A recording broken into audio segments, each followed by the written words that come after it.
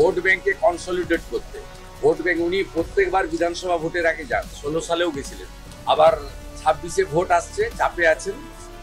আমি যে বলি তোষণের রাজনীতি, সেটা প্রমাণ হয়ে যাবে। আমি যখন দুর্গা পুজো করি তখন তো কোশ্চেন করেন না, আমি যখন কালী পুজো করি তখন তো কোশ্চেন করেন না।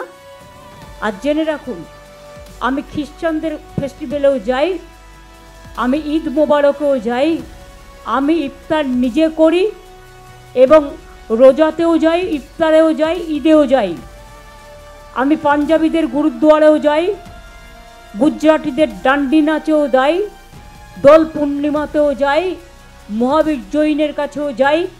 আমি মনে করি বাংলার মাটি সম্প্রীতির মাটি, সাম্প্রদায়িক সম্প্রীতির মাটি।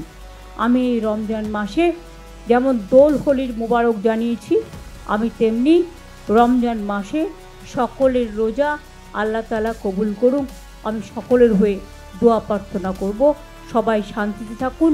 সম্প্রীতি, শান্তি, ঐক্য, এটাই আমাদের বার্তা সবাইকে ভালো রাখার জন্য।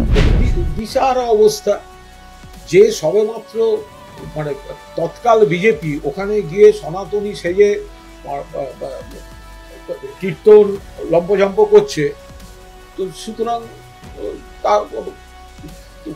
কার কোন বাধ্যতায় কি করছে তো শুভেন্দু অধিকারী সব থেকে ভালো জানে, যে তাকে ওখানে গিয়ে এখন উগ্র হিন্দু সাজতে হচ্ছে। তো সুতরাং মমতা বন্দ্যোপাধ্যায়ের কাছে ফুরফুরায় যাওয়া নতুন নয়, আগেও বহুবার গেছেন, আই রিপিট, আগেও গেছেন, নতুন নয়। মমতা বন্দ্যোপাধ্যায় বিভিন্ন মসজিদে যান, মন্দিরে যান, গির্জাতে যান, গুরুদ্বারে যান, কারণ মমতা বন্দ্যোপাধ্যায় সব ধর্মকে সম্মান করেন।